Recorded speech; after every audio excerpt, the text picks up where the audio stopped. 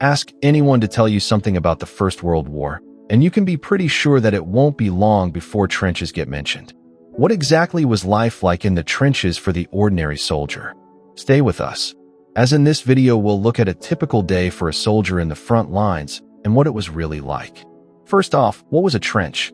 In short, it was an excavated stretch of ground, usually dug down into the earth's originally created as a simple way to offer protection from machine guns, rifle fire, and artillery. From late 1914, when trenches spread to cover more than 400 miles from the Belgian coast to the border of Switzerland, they were constantly improved and developed, and by 1917, they were hugely complex systems. By mid-1915, trenches had expanded not only lengthwise along the front, but also backwards. A trench system was made up of at least 3 lines: a front line, a support line, and a reserve. The idea was, if the enemy captured a frontline trench, they would then be attacked from a support, and so on. Some German systems in the First World were up to 7 lines and several miles deep. Not only did systems exist for fighting, they also housed rest areas, cooking facilities, medical posts, ammunition stores, and unit headquarters. They were linked by communication trenches, lines running at 90 degrees to the front to allow men to move between the various positions in some kind of safety. German trenches were typically more robust than Allied ones, and that came down to a battlefield philosophy. Remember, it was the Germans who had invaded in 1914, capturing 90% of Belgium and a big chunk of northern and eastern France. When stalemate finally took over, the German philosophy changed to one defense. In short, we are staying here. If you want us to leave, you have to make us. As a result, German defenses were built to last, with deep, well-revet trenches and often much deeper dugouts. The alloy mentality, particularly throughout the British, was that a trench system was a temporary position to be redug in a new location after the next advance. So let's take a look at a section of trench in a little detail. In this case, a British trench on the Storm as it looked in early 1916. No man's land here was about 250 meters, which is about average for the west of front. You can clearly see the main lines and communication trenches running between them. This section measures about 25 yards between these 2 points and would be manned on a normal day by as few as 10 men. Immediately obvious is the shape of a trench. It doesn't run in a straight line, and for good reason. A trench without any turns in it would allow the blast of a shell or mortar to travel down and wreak havoc on a much wide area. It would also mean that an enemy soldier could fight directly along it with predictably horrific results. So trenches were built with traverses of around 90 degrees every few meters. Section of 10 men would occupy a stretch of trench like this that would be led by a corporal, with a lance corporal assisting, and might expect occupy an area like this for 3 to 4 days before being rotated out of the front lines. For this example, we'll take winter, when it starts to get light about 6:30 a.m. Let's stay with this section and follow their trench routine for a period of 24 hours, beginning with stand 2. The order for every man in the section to man the parapet will be called each morning before first line. The idea was that each man will fix his bane and be on the alert for enemy attacks, which traditionally occurred around dawn and dusk.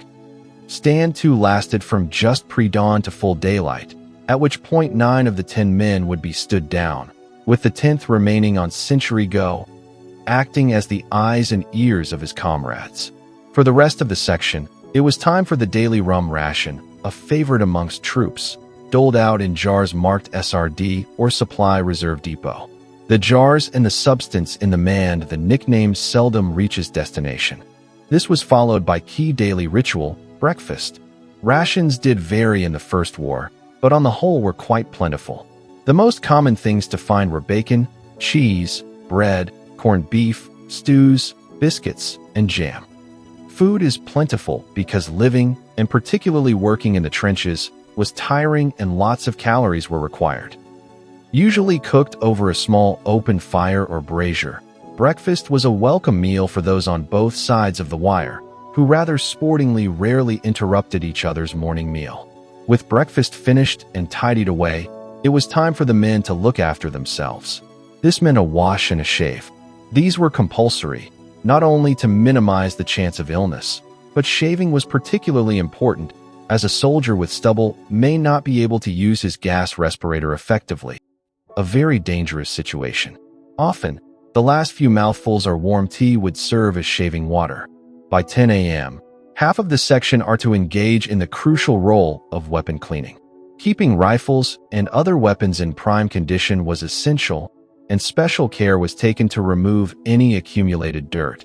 It was important that only half the men clean their weapons at any one time, as an enemy attack when the entire section had their weapon in pieces would have not ended well. With weapons cleaned, it was time for a visit from the platoon sergeant, who made a tour of all 4 sections under its command to check the state of the men, weapons, and trenches. Any infraction will be punished depending on severity, but could include extra duties, being confined to barracks when out of the trenches, or being deprived of pay for a period of time. With the morning's major activities out of the way, most of the men in the section had a little time to themselves. This might be taken up by writing, chatting with comrades, or resting before their 2-hour stint of sentry duty. Assuming no shell or sniper fire was seen or heard around the section, which was surprisingly rare, the rest of the morning will pass quietly. Midday was when lunch arrived, brought up the line by men of the battalion home reserve positions. With any luck, it would have been still hot by the time it arrived in its dixies. Often, this was stew, usually meat and vegetable, with, of course, a cup of tea. About the same time, the welcome mail would arrive. It was much overlooked just how impressive the postal system was in the First World War. In just a few days, mail could reach soldier at the front, and caring family members would often send luxuries to their loved ones, which was shared by all the section. This was followed by a welcome period of free time for those not detailed for sentry duty. It might be taken up by writing letters, chatting, sleeping, or visits of the regimental medical officer, who would make his rounds each day. It would take the men up to about 4:30 p.m. In the coming of darkness, dusk brought another order to stand to, where men would fix bayonets, mount the parapet, careful not to expose their heads to the enemy, and wait. This might be an hour in winter. It was a deeply unpopular time, with the entire section prohibited from moving, smoking, or talking in all weathers. By around 5:30 p.m., stand down was ordered, 1 man in every 3 remaining on sentry, rotating at 1-hour intervals throughout the night. For those not on duty, it was time for supper, often a hot soup, perhaps spiced up with one of the favorite additions sent from home, such as HP sauce. But night is really when the trenches come to life. Not only is there plenty of work to do, but the ever-present risk of enemy attack, mining, or trench raids. The latter were particularly hated, where an enemy patrol might cross no man's land and attack a section of trench, throwing grenades and wielding trench clubs or fighting knives. Even if nothing happened, as was usually the case, the ever-present risk did not make for a restful night. Other tasks were important at night, such as improving positions and repairing trenches. Those movements which have been far too risky at daytime were all conducted under the cover of darkness. Some jobs, like repairing a trench parapet, were not too bad, but filling sandbags was certainly monotonous and tiring. Though far less popular were those tasks require men to venture into no man's land.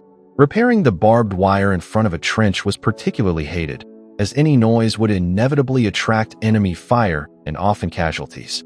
Sleep was hard to come by, certainly in any quantity. 3 hours is the most a man could expect before being called for his turn on sentry duty.